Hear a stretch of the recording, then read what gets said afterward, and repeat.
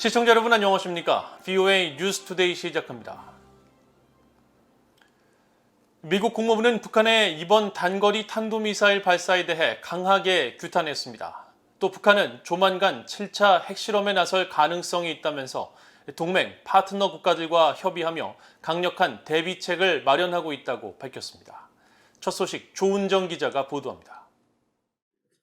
미국 국무부의 네드 프라이스 대변인은 북한이 지난 5일 여러 발의 단거리 탄도미사일을 동시에 발사한 데 대해 기존의 탄도미사일 발사 때와 같은 규탄 입장을 다시 밝혔습니다. As you have likely heard, we did condemn the DPRK's multiple ballistic missile launches. These launches are in violation of multiple UN Security Council resolutions. They pose a threat to the DPRK's neighbors and to the international community.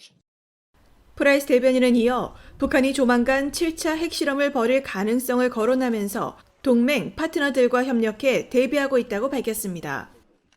So we remain concerned that the DPRK could seek a seventh nuclear test in the coming days. It's a concern we've warned about for some time. I can assure you that it is a contingency we have planned for, and it has been a concerted topic of discussion with allies and partners. 프라이스 대변인은 또 최근 유엔 안보리에서 중국과 러시아의 거부로 추가 대북 결의안이 무산된 것을 감안해 북한의 7차 핵실험에 대응한 미국의 독자 행동 가능성이 있느냐는 질문에는 동맹과의 대응을 강조했습니다. 독자 행동은 가장 효과적인 대응책이 될 수 없다면서 한국, 일본과 양자 3자로 협력할 것이라고 밝히고 이어 세계 각국이 북한의 핵과 탄도미사일 프로그램이 제기하는 위협을 이해하고 인식하고 있다고 강조했습니다. 프라이스 대변인은 그러면서 북한과의 외교적 접근법에 여전히 전념하고 있다는 점도 밝혔습니다. We have made clear for months now, since the earliest days of this administration, that we believe that diplomacy and dialogue provides the most effective means by which to promote our shared objective. We have made clear, both publicly and privately, to the DPRK that we harbor no hostile intent towards the regime. 이런 가운데 데니얼 크리튼 브링크 국무부 동아시아 태평양 담당 차관보는 미국 전략국제문제연구소와 한국국제교류재단이 공동 주최한 행사에 참석해 북한의 이딴 탄도미사일 발사는 국제사회의 평화와 안보를 위협한다며 강하게 규탄했습니다. Unfortunately, the DPRK has increased significantly the pace and scale of its ballistic missile launches over the last year and even over the last few days.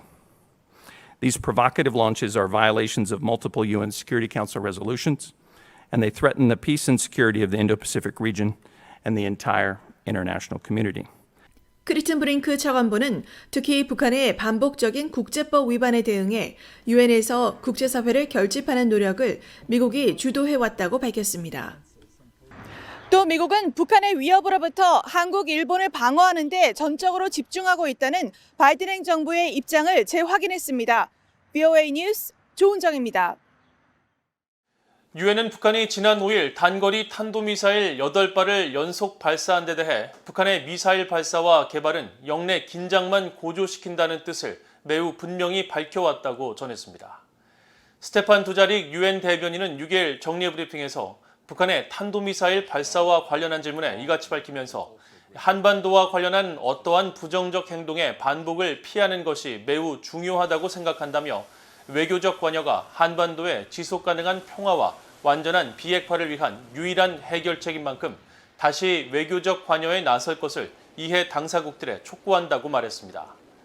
유럽연합 EU는 6일 VOA에 북한의 미사일 8발 발사는 국제법을 노골적으로 무시한 것이라고 비판하고 북한은 불안정하고 불법적인 행동을 중단하고 국제사회는 이 같은 무책임한 행동에 대응하기 위해 힘을 모아야 한다고 지적했습니다. 북한이 최근 8발의 단거리 탄도미사일을 발사한 것은 전시 상황에서 한국에 대한 기습 공습 역량을 과시하려는 것이라는 분석이 나왔습니다. 북한의 이 같은 미사일 작전 역량이 현실화한다면 한국의 미사일 방어망에 어려움을 제기하는 만큼 미국 주도의 미사일 방어 체계에 동참해야 한다는 지적도 나옵니다. 박형주 기자가 보도합니다.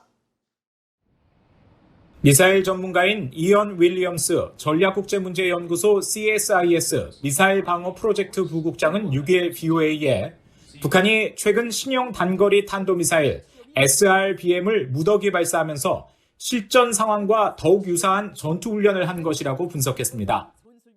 전쟁이 벌어지면 여러 장소에서 무더기로 미사일을 기습 발사하고 작전을 수행할 역량을 과시하려 했다는 것입니다. It is more like what we would see, the kind of salvo operation that you would see in a wartime. It's a more realistic launch. I mean, in reality, North Korea is not going to fire one missile at a time. They're going to fire a lot. 윌리엄스 부국장은 이어 북한이 SRBM, 즉 신형 단거리 탄도미사일 체계를 몇 년간 시험했고 큰 실패 없이 안정적인 모습을 보여줬다면서 현재 실전 배치 단계로 접어든 것으로 추정해야 한다고 분석했습니다. 군사 전문가인 브루스 벡톨 엔젤로 주립대 교수는 북한이 신형 미사일 체계를 계속 개발하면서 한국에 대한 공격 역량을 연마하고 있다고 지적했습니다.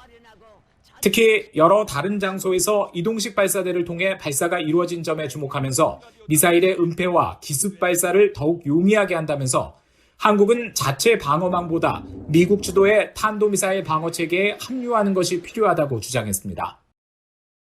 I think it would also be an excellent idea if instead of having their own independent, like the kill chain, for example, what might be better for the South Koreans is to join the U.S.-led ballistic missile defense system, as Japan has done and as the United Kingdom has done.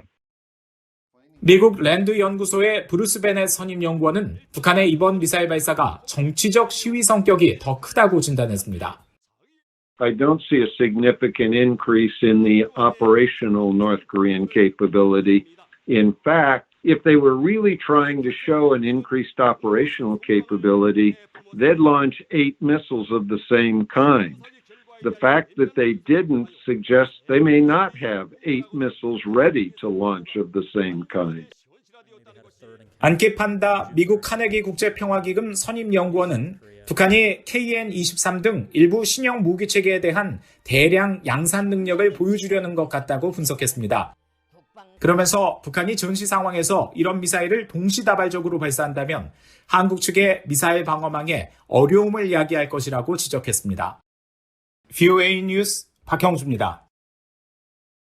국제 원자력 기구 IAEA의 라파엘 그로시 사무총장이 북한의 풍계리 핵실험장의 갱도 가운데 하나가 다시 열린 것을 관찰했다며 이는 핵실험을 위한 준비일 수 있다고 밝혔습니다. 그로시 사무총장은 6일 오스트리아 빈에서 열린 IAEA 이사회 연설을 통해 이같이 밝히고 영변 핵시설에서도 핵물질 응축 등 5메가와트 원자로 운전과 일치하는 징후가 계속 나타나고 있으며 강선 핵단지와 평산 광산에서의 활동 징후 역시 계속 포착되고 있다고 설명했습니다. As we have been saying, in almost every area of that program, we see marked, clear, sustained, if I can call it like that, progress. There is more activity in enrichment. 그로시 사무총장은 그러면서 북한의 핵 프로그램 지속은 유엔 안보리 결의를 명백히 위반하는 매우 유감스러운 것이라면서 북한은 유엔 안보리 의무를 완전히 준수하고 핵 확산 금지 조약의 완전한 이행을 위해 유엔과 신속히 협력할 것을 촉구했습니다. 북한 정권에 또다시 거액의 민사소송이 제기됐습니다. 미국 법원 기록 시스템에 따르면 1972년 적군파 테러 사건으로 사망한 카르멘 크레스포 마티네즈 씨를 포함한 당시 사건의 피해자와 상속인 131명은 사건 발생 50주년이 되는 지난달 30일 미국 워싱턴 DC 연방법원에 북한 정권에 대한 소장을 제출했습니다. 북한 정권은 이번 소송의 유일한 피고로 이름을 올렸으며 리선권 외무상은 소장의 수신인으로 지목됐습니다.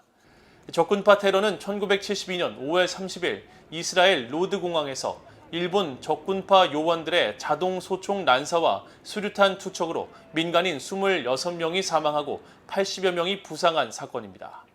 당시 피해자 중 상당수는 미국 자치령인 푸에르토리코 출신 미국인이었으며 북한은 적군파 테러 모의를 돕고 일부 테러범들에 대한 훈련을 제공한 사실이 드러나 당시 사건의 배후로 지목됐습니다. 원고 측은 북한 측에 대한 40억 달러 배상과 이에 따른 이자 지급을 명령해 줄 것을 재판부에 요구했으며 재판부가 이를 수용할 경우 이는 북한에 대한 역대 최다 손해배상금이 될 전망입니다. 이상으로 BOA 뉴스투데이를 모두 마칩니다. 시청해주신 여러분 고맙습니다.